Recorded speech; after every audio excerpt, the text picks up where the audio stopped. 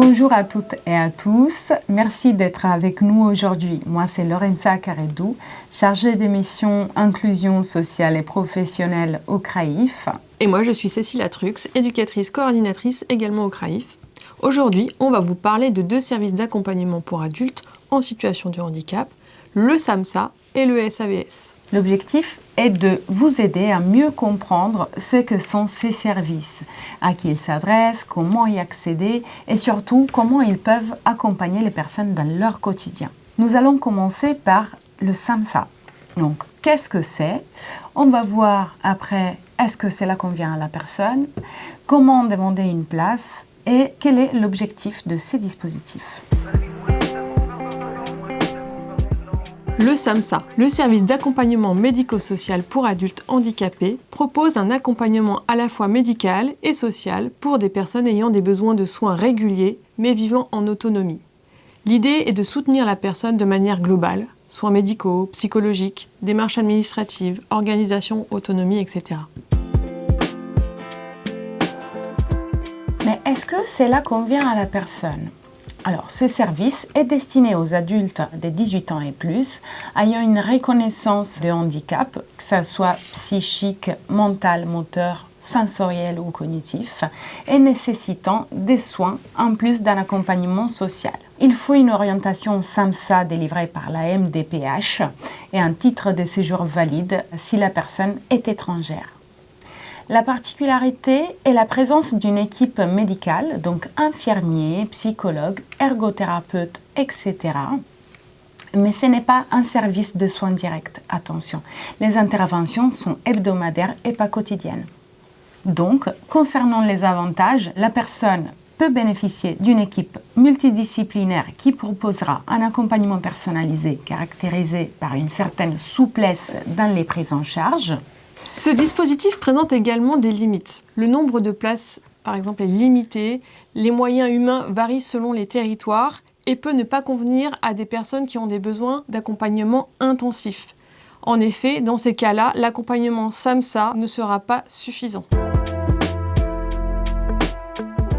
Comment demander une place en SAMSA? Pour demander une place en SAMSA, il faut faire une demande d'orientation MDPH, attendre la notification de la MDPH délivrée par la commission CDAPH, remplir et envoyer le dossier unique d'accompagnement DUA, puis être contacté bien sûr par le SAMSA pour une rencontre et une évaluation. Quel est l'objectif de ces dispositifs?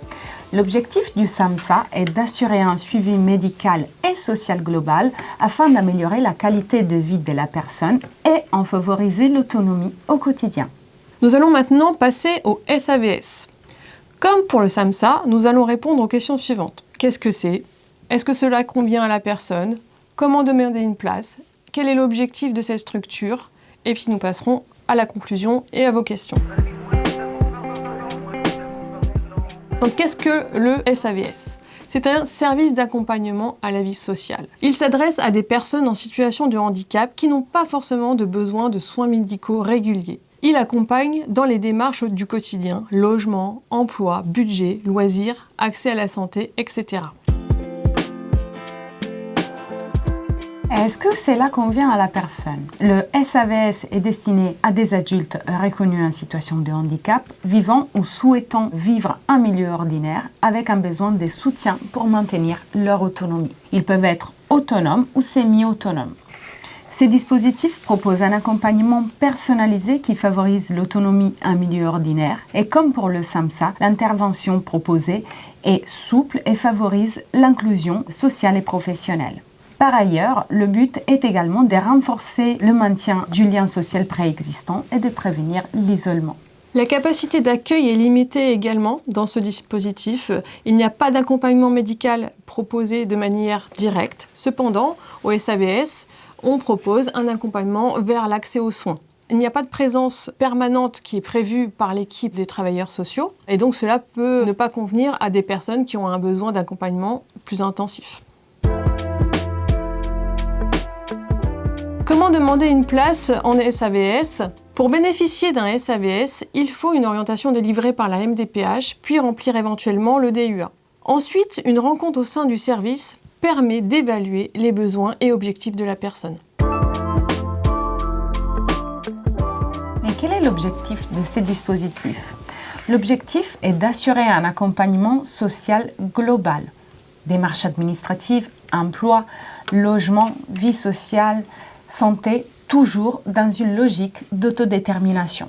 En résumé, le SAMSA s'adresse aux personnes ayant des besoins d'accompagnement médicaux et sociaux, alors que le SAVS concerne un accompagnement social uniquement. Ce sont deux dispositifs différents mais complémentaires avec un même objectif: soutenir l'autonomie et la qualité de vie des personnes en situation de handicap. Merci pour votre attention.